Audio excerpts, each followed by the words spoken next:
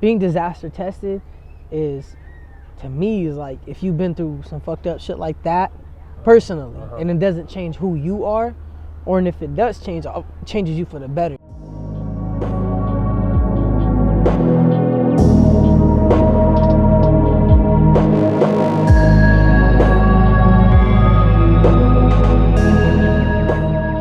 Hey, what's good, guys? Welcome to another episode of Disaster Tested, an interview series where we talk to dope artists who do dope things and talk a little bit about their life story and how they overcome the struggles that life had to throw at them. Today, I'm sitting here with my friend and a musical artist named Hassan. Hassan, what are you gonna say to the people? What's good? Hope you guys are gonna enjoy this conversation. We about to engage, and we're gonna bring the energy. Okay, so as a musical artist, go ahead and, because there's some people watching right now who don't know you, I want you to just give a brief biography of yourself and your come up relating to your musical career. Okay. Well, a biography about myself. My ethnicity is Iraqi. I'm born and raised in San Diego, so this is like home, and that has a lot of influence on me as a person, my interests, and personality. So I started making music in high school. I was around like 15. I actually didn't start writing rap songs first. I started writing poetry. Okay. And and before I started writing poetry, what got me into that was like journaling therapy. Okay. I started doing that like my sophomore year, which led into poetry. And were you writing poems for yourself? I was writing poems like romance and shit. Like nobody gonna see that. It was just like to girls and shit?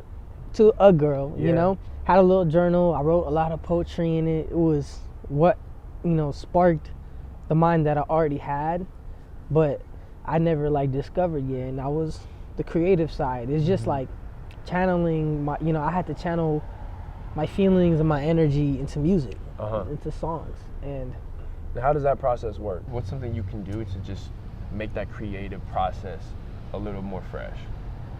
Honestly, there's so many ways to refreshen like your creative process, and I think that actually has less to do with making the music. It's taking more time away from it. I have to take time away from music to refreshen the creative process, and that I honestly, like, I'll take a walk in the park nearby home.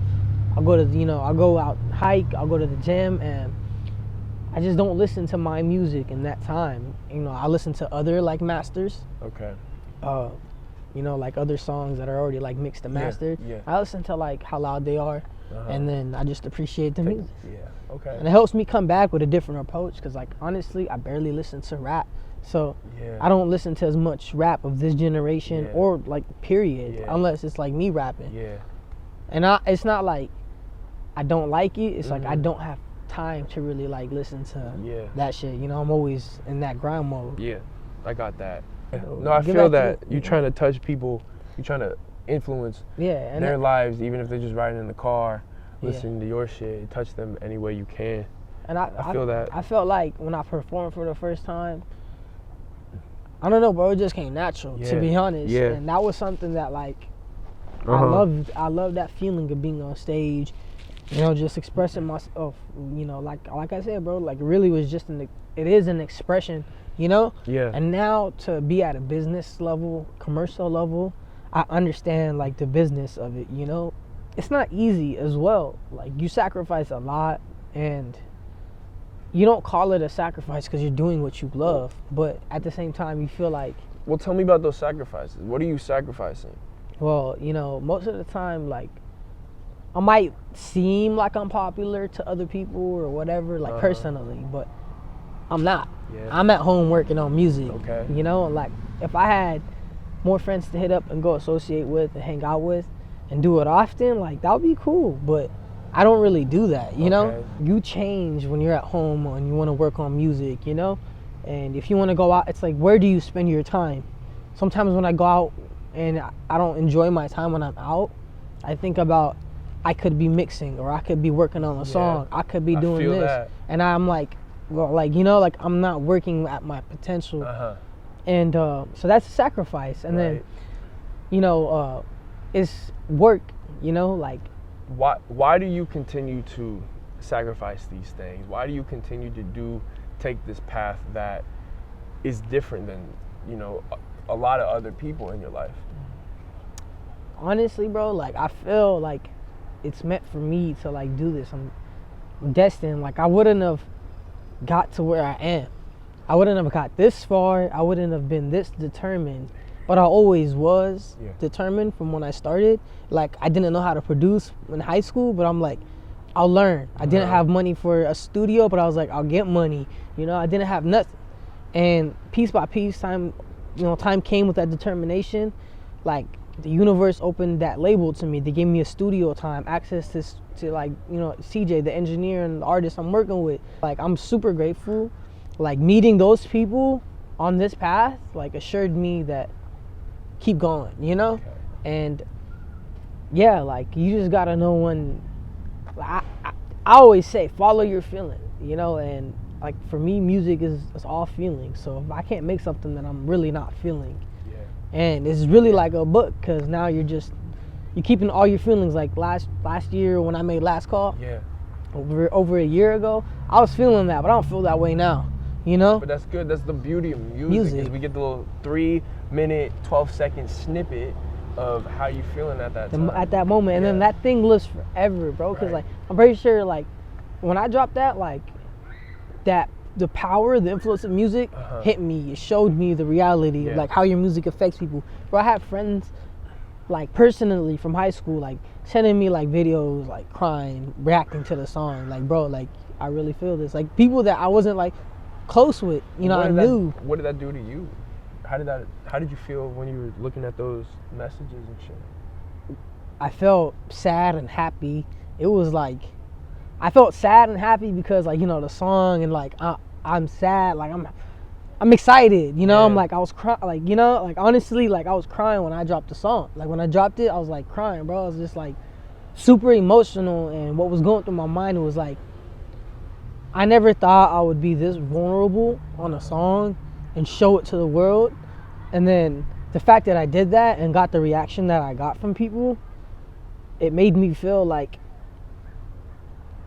yes, you're doing it right. You know the power of music. You put real feelings into a song, it's really going to resonate with people. Like a lot of people felt that shit and really felt it. They're like, oh my God. Like we go through so many struggles like as artists, especially startup artists, right?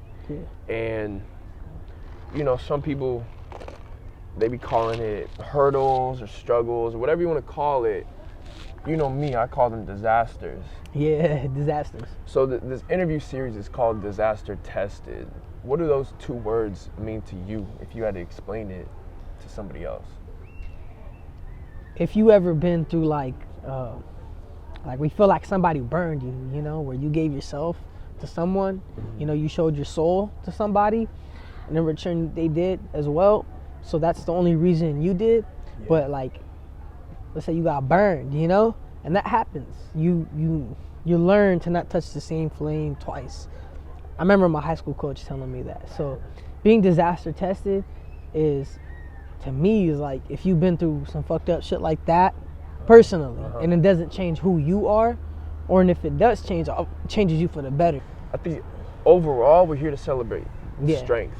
We're here to celebrate the fact that we're all still here, and we've learned so much through the past struggles we've gone through, and that we have the confidence now to look at anything in the future as something we can conquer and not something we should fear, you know. And that's what we're doing with the clothes and all these artists I got coming on the show, with the music and everything surrounding UNSHOOK, is to put out this energy of confidence so people can wear the clothing, listen to the music, and it gives them this armor to where they can look at anything that might have to come up in the future of their lives and say, you know what, I can conquer this. You know, I'm gonna remain unshook through anything that comes my way. Which is why I'm just glad I got you on this show to talk a little bit about your music and all that, because I think you perfectly encompass that climb and those hurdles and just hopping over them, you know. And yes, sir. I like to see, you know, your path that you're on right now. I think you got a good thing going.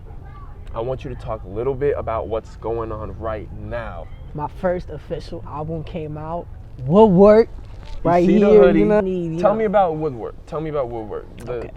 Everything about it. So woodwork. Woodwork is a metaphor for, what a woodworker actually does. A woodworker is crafting. He's in the shop. He's in the cabin. Some cabins are far away in the woods, as you can see how I depicted it on this design. This is the album cover. Okay. So it just represents like us being far away, like just working, like there's nobody around us. We're in the woods. Are we talking an EP, an LP? Like, tell them about the listening experience with Woodwork, the whole project. Okay, man. It's a full-length album. Okay, full length. It's a full-length album all the way through. There's stories and there's slaps. There's some bangers on there because honestly, I was feeling a lot of different types of ways when I first started in this music industry at 18. I'm 21 now, so it's 3 years later. But this is, you just have to listen to it. That's all I gotta say. Really. I wouldn't have him on the show right now if I wasn't messing with his music. So the link is below us, okay, in the bio. There's also going to be links to his Instagram so you can stay updated to everything he got going on in the future. And while you're down there, go ahead and use that code down there, DT20, and click that link for 20% off on UNSHOOKclothing.com so you can get a little bit for yourself. Other than that, Hassan, anything you want to tell the people before we jet out? Just, go tap in, listen to the music, and I hope it resonates with you because there was a lot to put into it. It's the woodwork. Hey, other than that, everybody stay unshook. Stay unshook. Go do something cool today, all right? People toxic. I hear some people talking. When they see you fly, they walking. I wonder why so often you can't box me in a car.